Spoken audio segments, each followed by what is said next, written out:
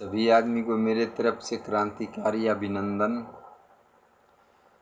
आज हम बात करेंगे मुख्य रूप से बिहार में जो होने वाले सर्वे है उस सर्वे पर कुछ चर्चा करूँगा, जो कि अभी लोग उस सर्वे को लेकर के काफ़ी चिंतित हैं, कैसे होगा नहीं होगा। इसमें गांव के आदमी को ये चीज़ पूरा पता नहीं है कि कहाँ पर कैसे फॉर्म फिलिप होगा, कहाँ वंशावली बनेगा, मतलब कि सस्पेंस में पड़े हुए हैं। तो उस सस्पेंस को दूर करना है और कहीं से किसी भी प्रकार की आपत्ति नहीं है और तनिक भी घबराना नहीं है कि ये काम कैसे होगा। कुछ नहीं करना है, बिल्कुल इजी वे में है, बिल्कुल इजी वे में है। जैसे कि आपको वंशावली बनाना है तो वंशावली के लिए देखिए, ये मेरे पास फॉर्म 3-1 है। आपको मैं नज़दीक से दिखा देता हूँ। ये रहा फॉर्म। इसमें कुछ नहीं करना है इस फॉर्म में। बस इस फॉर्म में आप यहाँ पर लिखा हुआ है कि सबसे ऊपर लिखा हुआ है अंचल, आप जिस अंचल में है वो अंचल डाल दीजिए। इसके बाद आपको लिखा हुआ है अंचल के ठीक नीचे ज़िला, आप जिस ज़िला में हैं वो ज़िला आप डाल सकते हैं, डाल दीजिए। इसके बाद ये जो आपको कॉलम दिख रहा है, ये जो आवेदक बनेंगे, जिसके नाम से खाता खोलना है, जिनके नाम से नया खतियान बनेगा, उसमें इनका नाम होगा। आगे जो ये लिखा हुआ है कि इनके पिता का क्या नाम हुआ, मतलब कि जिनका खतियान पुराना है और वो मर चुके हैं, अब उनका लड़का होगा उत्तराधिकारी उस ज़मीन का। तो यहाँ पर पिता का है तो पिता का नाम डाल दीजिए। माता का नाम है तो अगर माता के नाम से ज़मीन है तो माता का नाम डाल दीजिए। इसके बाद इस कॉलम में फिर आ गया ग्राम, आप किस गांव के है वो डाल दीजिए। इसके बाद हो गया आपका राजस्व ग्राम, आपका जो राजस्व ग्राम होगा वो डाल दीजिए। इसके बाद जिस अंचल में है अंचल डाल दीजिए। इसके बाद जमाबंदी संख्या डालना है, आपका जो रसीद कटता है उस पर जमाबंदी संख्या अंकित है, उसमें जमाबंदी संख्या डाल दीजिए। इसके बाद आप खाता संख्या, खेसरा संख्या, इसके बाद कितना आपके पास रकबा है, रकबा, लगान शेष छोड़ करके कितना लगान है, लगान डालना है। इसके बाद और कुछ नहीं करना है। यहाँ पर आप अपना सिग्नेचर कर दीजिए। इस जगह पे आप अपना सिग्नेचर कर दीजिए। और यहाँ पर लिखा हुआ है वंश वृक्ष, मतलब वंशावली। अगर आपके पिताजी के नाम से खतियान है, खाता खुला हुआ है, सपोज दैट आपके पिताजी मर गए और आप 2 भाई हैं, तो आपको इतना ही दूर में आपका वंशावली बन जाएगा। अपना पिताजी का नाम ऊपर लिख दीजिए, बाद बाकी एरो देकर और ऐसे करके लाइनिंग करके नीचे फिर एरो बनाकर 2 भाई हैं तो बड़े भाई का यहाँ नाम लिख दीजिए और छोटे भाई का यहाँ नाम लिख दीजिए।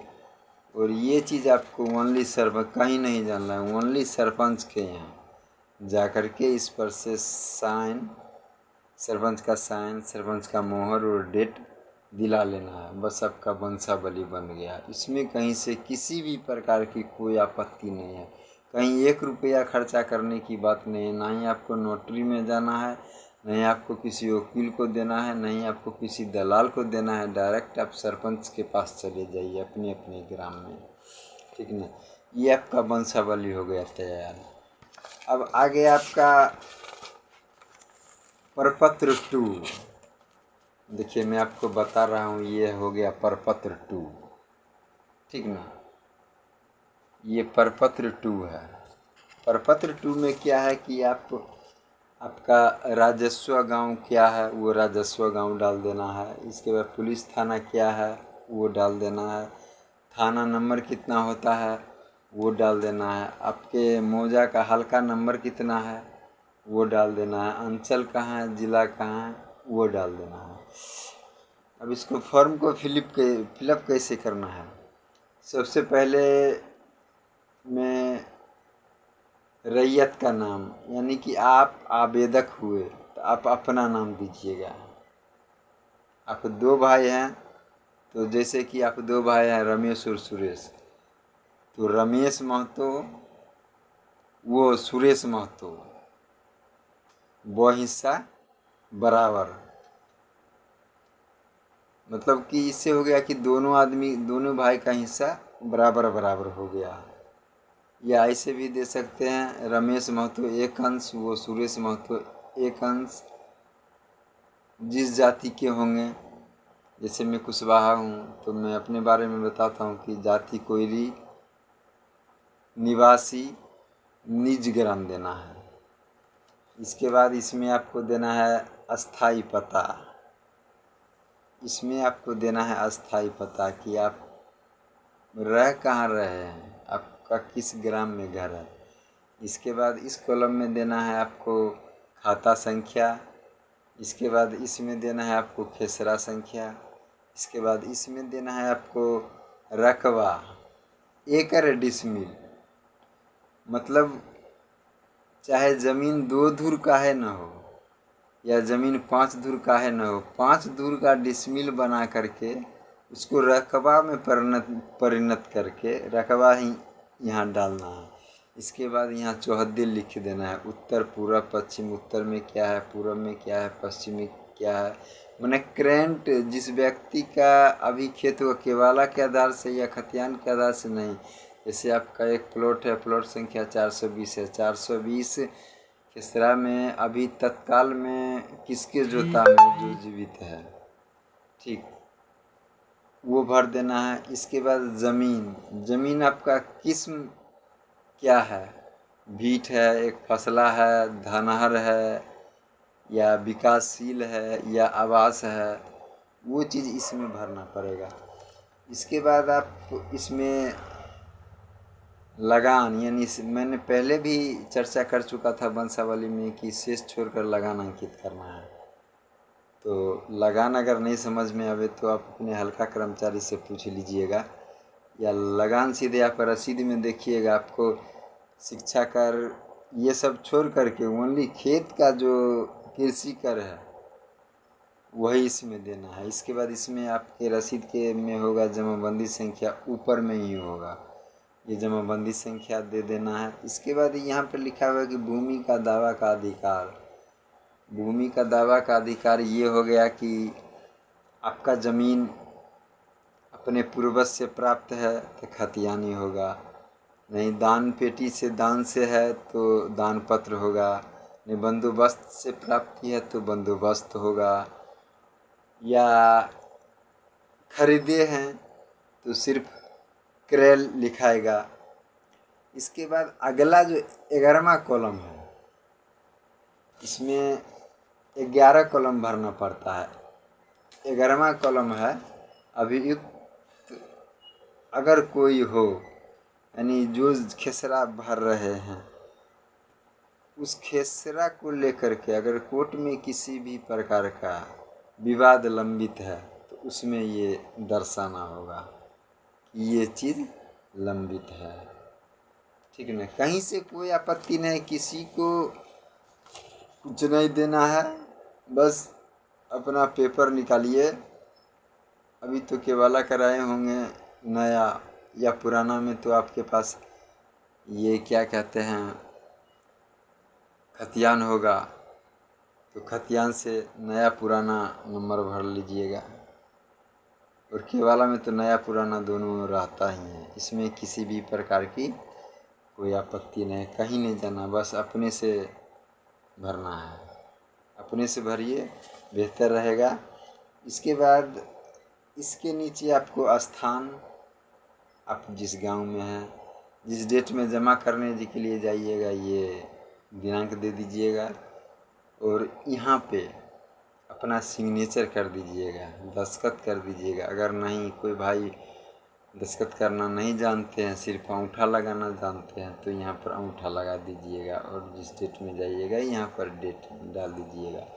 और ये प्रपत्र जो 2 हुआ जिसमें आपका खाता खेसरा भराएगा, ठीक ना, जिसमें आपका खाता खेसरा भराएगा, ये 2 कॉपी में आपको तैयार करना है।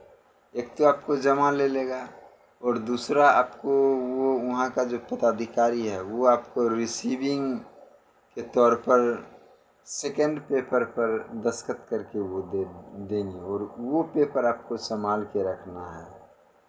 क्योंकि जब आप ये दीजिएगा तो फिर ये कंप्यूटराइज सिस्टम होगा, ये कंप्यूटर पर चढ़ेगा, वहाँ फिर फाइनल होगा, फिर एक कॉपी फिर आपको शिविर से प्राप्त होगा कि आपने ये भर के दिया है, इसमें कुछ गलत है, सही है, जो सुधारना है आप अविलंब इसको भर करके और शिविर में जमा करें। उस वक्त आप फिर जो छूटा बड़ा होगा वो चीज़ आप अपना इसमें ऐड करके और आप शिविर में जमा कीजिए, ठीक ना। इसके बाद जब फाइनल हो जाएगा, इसी बीच आपके ज़मीन पर मतलब कि आपके स्पॉट पर जो ज़मीन आपकी जोत की है या बास की है, वो लोग से अमीन तो ज़रूर आएंगे, उनके साथ 1-2 और अधिकारी आएंगे। उस ज़मीन पर आपको मुस्तैद रहना है, नहीं रहिएगा उसका क्या जाता है, अमीन का जाएगा, आपका जाएगा। कोई कॉलम छोड़ देगा या कुछ भी कर सकता है, इसीलिए अपने अपने जगह पर पूरे अपने अपने जगह पर अपने अपने मकान पे पूरा एकदम कंप्लीट तटस्थ रहना है। ये पूरा डिजिटलाइजेशन हो रहा है, डिजिटल हो रहा है। और अगर ये एक बार हो जाता है तो फिर जैसे 70 में सर्वे हुआ था, अभी कितना मारामारी चला, सबसे ज़्यादा अगर विवाद कोर्ट में फंसा हुआ है तो भूमि विवाद ही है। अभी हर एक कोर्ट का देख रहे हैं स्थिति, ना ही कोई सिविल का वकील है, ना ही उस ढंग के कोई जज है। मैंने इस चीज़ को अनुभव किया है और आपस में गांव में सभी आदमी इस ज़मीन के लिए लड़ रहे हैं, मर रहे हैं, पैसा फ्री में दे रहे हैं, समय बर्बाद जा रहा है, बहुत कुछ है। इसीलिए ये फॉर्म भरने में कहीं से कोई आपत्ति नहीं है और वंशावली बनवाने में कहीं से 1 रुपया नहीं लगता है। सिर्फ आप सरपंच के पास चले जाइए, उनका दस्तखत मोहर हो जाएगा, बस और जाकर शिविर में जमा कर दीजिए। अभी तक के लिए इतना ही, फिर आगे जैसे होगा फिर मैं वीडियो बनाऊंगा। धन्यवाद, राम राम।